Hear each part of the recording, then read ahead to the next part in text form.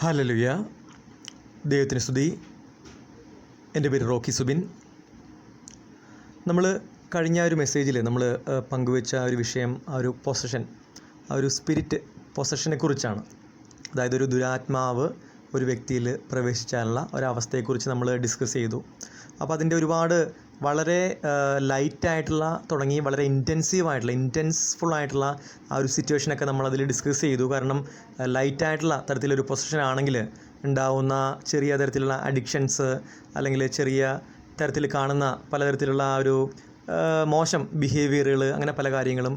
അതേപോലെ ഇൻറ്റൻസായിട്ടുള്ള തീക്ഷ്ണമായിട്ടുള്ള ആ ഒരു ഈവിൽ സ്പിരിറ്റിൻ്റെ പൊസഷനാണെങ്കിൽ ആ വ്യക്തിയുടെ കംപ്ലീറ്റ് കൺട്രോൾ തന്നെ ആ വ്യക്തിയിൽ നിന്ന് വിട്ടുപോയി ആ വ്യക്തിയുടെ ആത്മാവ് ആ വ്യക്തിയിൽ പ്രവർത്തിക്കുന്നതിന് പകരം ആ വ്യക്തിയുടെ ശരീരത്തിൻ്റെ കൺട്രോള് ആ ഒരു സ്പിരിറ്റ്, ഈവിൽ സ്പിരിറ്റ് ഏറ്റെടുക്കുന്ന തരത്തിലുള്ള ഇൻറ്റൻസ് ആയിട്ടുള്ള ആ ഒരു അവസ്ഥ. അപ്പോൾ അങ്ങനെ രണ്ട് അവസ്ഥയെക്കുറിച്ച് നമ്മൾ ആ ഒരു മെസ്സേജിൽ നമ്മൾ ഡിസ്കസ് ചെയ്തിരുന്നു.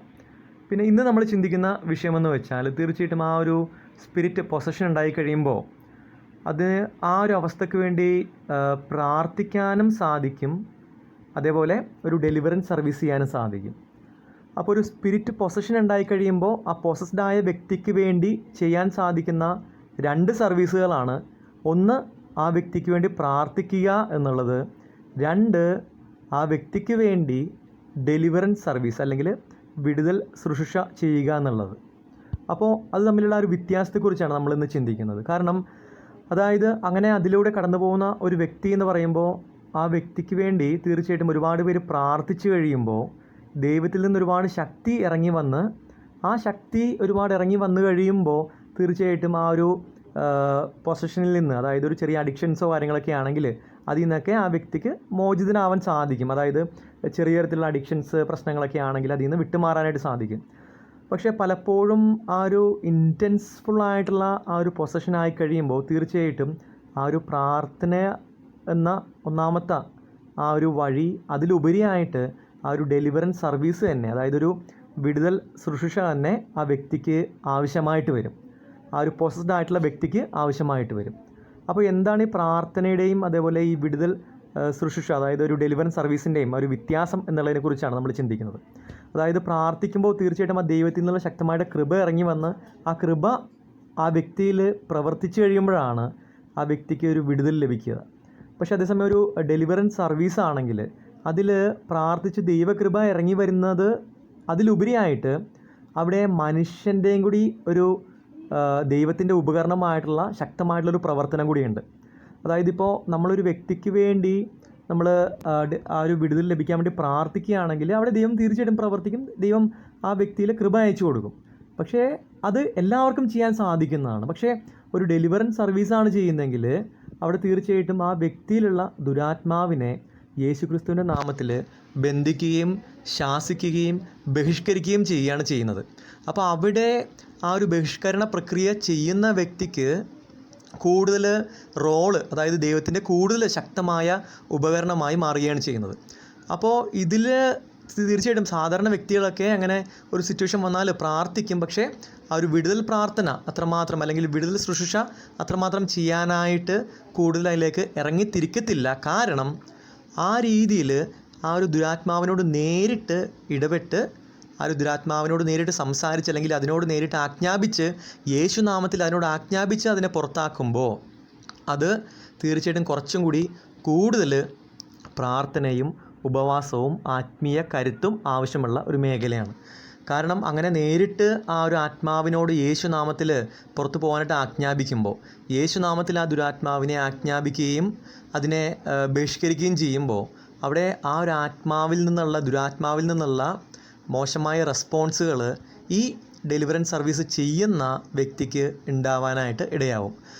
അതായത് ആ ഒരു വ്യക്തിയിൽ നിന്ന് ഇറങ്ങിപ്പോവാനായിട്ട് യേശുനാമത്തിൽ ആജ്ഞാപിക്കുമ്പോൾ തീർച്ചയായിട്ടും ആ യേശുനാമത്തിൽ ആജ്ഞാപിക്കുന്ന ഡെലിവറൻസ് കൊടുക്കുന്ന ആ വ്യക്തി ആ പ്രാർത്ഥനയിലും ഉപവാസത്തിലും ശക്തനായിട്ട് അല്ല എങ്കിൽ തീർച്ചയായിട്ടും ആ ഒരു ദുരാത്മാവ് ഈ പ്രാർത്ഥിക്കുന്ന ഡെലിവറൻസ് സർവീസ് ചെയ്യുന്ന വ്യക്തിയെയും എഫക്റ്റ് ചെയ്യാനായിട്ട് സാധ്യതയുണ്ട് പലതരത്തിൽ. കാരണം ഈ ദുരാത്മാവിൻ്റെ പ്രവർത്തനങ്ങൾ പലതരത്തിലാണ്. കാരണം ചില വ്യക്തികൾ അവരുടെ അനുഭവം പങ്കുവച്ചായിട്ട് ഞാൻ കേട്ടിട്ടുള്ളതാണ്. അതായത് ഈ ഒരു അവർ രാത്രി ഉറങ്ങുന്ന സമയങ്ങളിൽ ഈ ദുരാത്മാവിൻ്റെ ഒരു പ്രവർത്തനം കാരണം സ്വപ്നത്തിൽ പലതരത്തിലുള്ള ആത്മാവിനെ അല്ലെങ്കിൽ വിരൂപ രൂപങ്ങൾ, പ്രേത രൂപങ്ങളൊക്കെ കണ്ട് വളരെയധികം ഭയമെന്ന് വെച്ചാൽ വാക്കുകളാൽ വിശേഷിപ്പിക്കാൻ പറ്റാത്ത തരത്തിലുള്ള ഭയത്തിൽ കൂടി കടന്നു പോകും. അതായത് ആ ഒരു ഭയം അവരുടെ ശരീരത്തിൽ തന്നെ മരവിപ്പിച്ച് കളയുന്ന ഭയം, അപ്പം അത്രമാത്രം ഭയത്തിൽ കൂടി കടന്നു പോകുന്ന അവസ്ഥ. അതേപോലെ പലതരത്തിലുള്ള നെഗറ്റീവായിട്ടുള്ള ചിന്തകളിൽ കൂടി കടന്നു പോകുന്ന അവസ്ഥ. അതേപോലെ ജീവിതത്തിൽ പലതരത്തിലുള്ള വരുന്ന തടസ്സങ്ങൾ കൊണ്ടുവരുന്ന അവസ്ഥ. അങ്ങനെ പലതരത്തിലുള്ള കാര്യങ്ങളും ഈ ഒരു സ്പിരിറ്റിനെ, ഈവിൽ സ്പിരിറ്റിനെ ഡയറക്റ്റായിട്ട് ആ ഒരു ഡെലിവറൻസ് സർവീസ് ചെയ്യുന്ന വ്യക്തികൾക്ക് അങ്ങനെ ഒരു ആപത്തും കൂടി അതിൽ നിൽക്കുന്നുണ്ട്. അപ്പോൾ അതുകൊണ്ട് തന്നെ വളരെയധികം വിശുദ്ധിയോടും ഒരുക്കത്തോടും ഉപവാസത്തോടും പ്രാർത്ഥനയോടും കൂടി നിൽക്കുന്ന വ്യക്തികൾക്കേ നേരിട്ട് ആ ഒരു ഡെലിവറൻസ് സർവീസ് ചെയ്യാനായിട്ട് സാധിക്കുകയുള്ളൂ.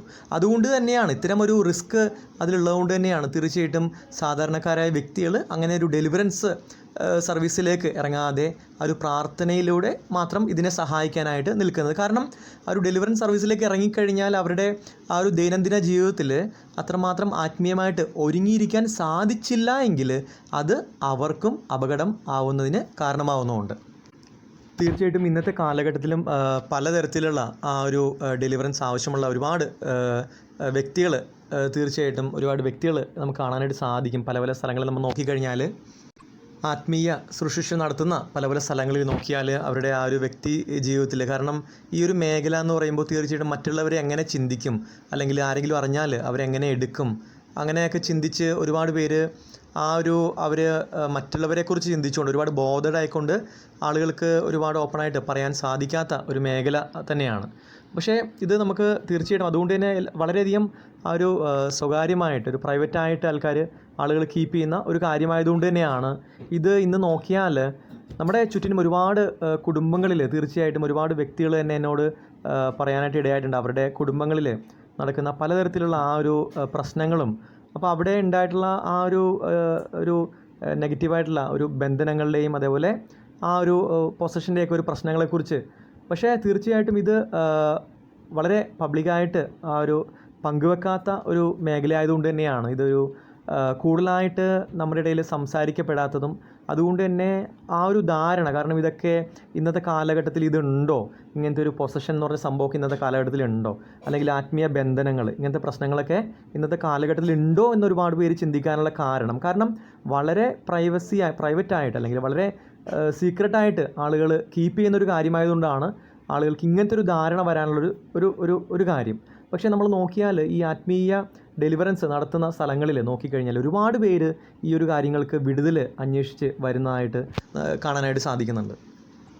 അതുപോലെ തന്നെ ഒരുപാട് പേർക്ക് ആ ഒരു പ്രോപ്പറായിട്ടുള്ള ഹെൽപ്പ് ഈ ഒരു മേഖലയിൽ കിട്ടാത്തതായിട്ടും കാണാനായിട്ട് സാധിക്കുന്നുണ്ട്. കാരണം ആ ഒരു മേഖലയെക്കുറിച്ചുള്ള വളരെയധികം അറിവ് കുറവുകൊണ്ട് തന്നെ അത് എങ്ങനെ സംസാരിക്കണം, എവിടെ സംസാരിക്കണം, ആരോട് അതിൻ്റെ ഹെൽപ്പ് സീക്ക് ചെയ്യണം, അങ്ങനെ ഒരു അറിവ് കുറവുള്ളതുകൊണ്ട് തന്നെ പലപ്പോഴും ആളുകൾക്ക് ആ ഒരു ശരിയായ ഗൈഡൻസ് കിട്ടാത്ത ഒരു പ്രശ്നം പലരും അനുഭവിക്കുന്നതായിട്ട് കാണാനായിട്ട് സാധിച്ചിട്ടുണ്ട്. കാരണം ഒരുപാട് പേര് ഈ ഒരു പ്രശ്നത്തിൽ കൂടി കടന്നു പോകുമ്പോൾ എവിടെ ഹെൽപ്പ് സീക്ക് ചെയ്യണം എന്നറിയാതെ, അല്ലെങ്കിൽ ഇത് ആരോട് ഷെയർ ചെയ്യുന്ന ആൾക്കാരെ ട്രസ്റ്റ് ചെയ്യാൻ പറ്റുമോ, അങ്ങനെയൊക്കെ ഒരുപാട് കാര്യങ്ങൾ ചിന്തിച്ചുകൊണ്ട് ആ ഒരു കറക്റ്റ് ഹെൽപ്പ് കിട്ടാതെ പോകുന്ന ഒരുപാട് വ്യക്തികളെ കാണാനായിട്ട് സാധിച്ചിട്ടുണ്ട്. കാരണം പലതരത്തിലുള്ള പ്രശ്നങ്ങളിൽ കൂടി പോകുമ്പോൾ ഒരു കൗൺസിലിങ് അല്ലെങ്കിൽ അതുപോലെയുള്ള ഒരു ട്രീറ്റ്മെൻറ്റും കാര്യങ്ങളിലേക്കൊക്കെ പോകുന്ന ഒരുപാട് സാഹചര്യങ്ങൾ കാണാനായിട്ട് സാധിച്ചിട്ടുണ്ട്. കാരണം തീർച്ചയായിട്ടും ഒരു ചെറിയ ഒരു സാധാരണ കൗൺസിലിംഗ് ആവശ്യമുള്ളൊരു കാര്യം മാത്രമാണെങ്കിൽ അത് അത്തരത്തിൽ ഡീൽ ചെയ്യേണ്ടതാണ്.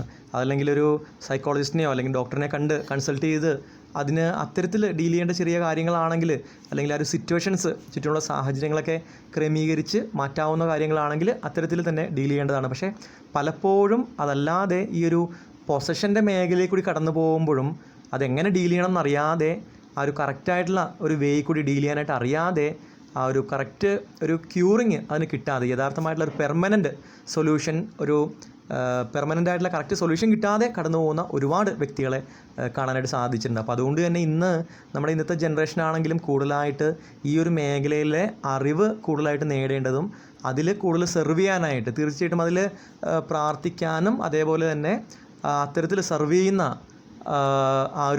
അത്രമാത്രം ദിവസങ്ങൾ ഉപവസിച്ച് പ്രാർത്ഥിച്ച് ആ ഒരു ഒരുക്കത്തോടെ അതേപോലെ ആ ഒരു വാങ്ങേണ്ട ആ ഒരു അനുഗ്രഹങ്ങളൊക്കെ വാങ്ങിക്കൊണ്ട് ആ ഒരു അനുമതി വാങ്ങിക്കൊണ്ട് കൃത്യമായ രീതിയിൽ അതിനുവേണ്ടി കൂടുതൽ പ്രാർത്ഥനയും ചെയ്യാൻ പറ്റിയ സർവീസുകളും കാര്യങ്ങളൊക്കെ ചെയ്യാനായിട്ട് തീർച്ചയായിട്ടും നമ്മുടെ ഇന്നത്തെ ജനറേഷനും കൂടുതലായിട്ട് ആ ഒരു അവരുടെ പങ്ക് വഹിക്കേണ്ടതാണ്. കാരണം തീർച്ചയായിട്ടും നാളത്തെ ആ ഒരു ജനറേഷനിലും ആ ഒരു സർവ് ചെയ്യാനായിട്ട് ഈ ഒരു മേഖലയിലേക്ക് സർവ് ചെയ്യാൻ ഒരുപാട് ആവശ്യമുള്ള ഒരു മേഖലയാണ്.